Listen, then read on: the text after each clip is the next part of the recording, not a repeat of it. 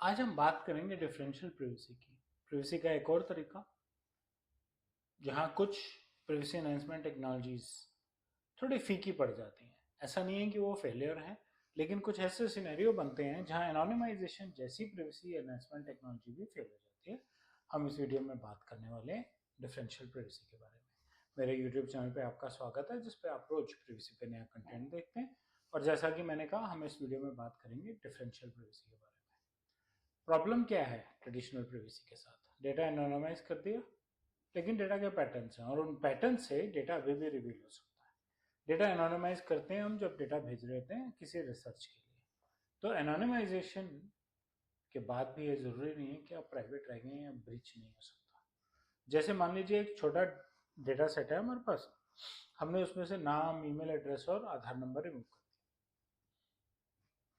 ठीक, ये रिमूव करके हमने डेटा दे दिया रिसर्च करने के लिए। एक कॉलोनी में रहने वाले लोगों का डेटा है, जिप कोड आ गया आपके पास, जेंडर आ गया, एज आ गया। आपने डेटा एनालाइज किया और आपने देखा कि इस डेटा में 52 साल की उम्र के आदमी को ये बीमारी है। और फिर आपने मैप किया, 52 साल का तो एक ही आदमी है इस मोहल्ले में। तो क्या आपको उसका नाम, ईमेल एड्रेस, आधार नंबर चाहिए? नहीं चाहिए। होता रहा एनोनिमाइज, आपने तो डेटा रिक्रिएट कर लिया। तो थोड़ा सा रिस्क है ऐसे केस में। 2006 में नेटफ्लिक्स ने अपनी एक मूवी पे कुछ रेटिंग्स की और उन रेटिंग्स को रिसर्च के लिए पब्लिश किया, लेकिन एनोनिमाइज करके। यूजर्स की इंफॉर्मेशन किसी को नहीं दी। लेकिन रिसर्चर्स ने क्या किया, उन्होंने IMDb के सर्वे का डेटा उठाया, रिस्पॉन्सेज को मैच किया और यूजर्स की डिटेल रिक्रिएट कर ली। दोनों बेचारे ने एनोनिमाइज करके डेटा दिया था, नेटफ्लिक्स ने एनोनिमाइज करके डेटा दिया था, IMDb की रिसर्च की मदद से एनोनिमाइजेशन वहां खत्म हो गई। तो वहां पे आती है डिफरेंशियल प्रिवेसी। डिफरेंशियल प्रिवेसी में क्या होता है, उस डेटा सेट में आप कुछ और रैंडम कैरेक्टर्स डाल देते हैं, जिससे कि क्लैरिटी नहीं आती कि एग्जैक्टली क्या था। ठीक है, उससे जो इंडिविजुअल यूजर है उसकी भी प्रिवेसी बनी रहती है।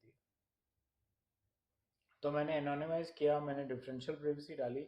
अब आप किसी डेटा सेट को मैच ही नहीं कर पा सकते कि ये किसके साथ मैच होगा। नेटफ्लिक्स ने डिफरेंशियल प्रिवेसी यूज की, IMDb की रिसर्च का आपके पास ओपन डेटा है, लेकिन अब मैच नहीं हो पा रहे हैं। क्यों? क्योंकि अब आपको रिसर्च का रिजल्ट मिल रहा है इंडिविजुअल रिकॉर्ड में, क्योंकि इंडिविजुअल रिकॉर्ड में रैंडमनेस डली हुई है। आप रिकॉर्ड को देखते हो और आप उस रिकॉर्ड को IMDb से कंपेयर करते हो, मैच नहीं होते।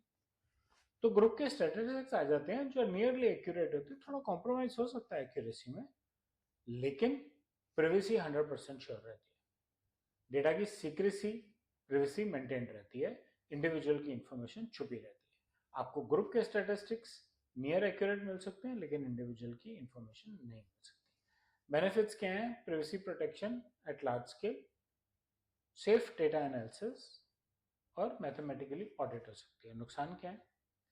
Accuracy versus privacy, data accurate ज़्यादा है या प्राइवेट ज़्यादा है।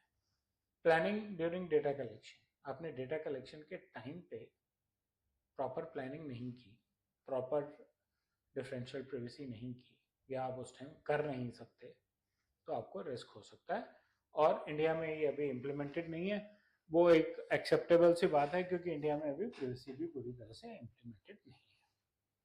तो फिर इंडियन बिजनेसेस को क्या करना चाहिए? इंडियन बिजनेसेस को अभी से डिफरेंशियल प्रिवेसी के बारे में सोचना चाहिए, क्योंकि डेटा ग्रो कर रहा है और जिन लोगों को AI और एनालिटिक्स पे काम करना है, जिनके डेटा पे रिसर्च बहुत होती है, बड़ी ऑब्वियस बात है, health care, fintech, education, technical, online type, इनके डेटा पे रिसर्च बहुत होती है, इसलिए इनके लिए ध्यान देना बहुत ज़्यादा जरूरी है। रिसर्च के use cases, privacy preserving use cases में डिफरेंशियल प्रिवेसी का रोल है। इसलिए इंडियन हेल्थ केयर, फाइनेंस और रेड की चाहिए कि अपनी तैयारी पूरी रखें और डिफरेंशियल प्रिवेसी को एक ट्रस्ट डिफरेंशिएटर की तरह यूज करें। इससे पहले कि रेगुलेटर फोर्स करें, आप खुद ही इसके लिए रेडी। सो डिफरेंशियल प्रिवेसी क्या है, उस पर सिर्फ इतना ही। मुझे उम्मीद है आपको मेरा कंटेंट अच्छा लगा होगा। आप बेल और लाइक हैकर दबाएं, मेरे चैनल से सब्सक्राइब करें, अपना फीडबैक कमेंट सेक्शन में शेयर करें। धन्यवाद।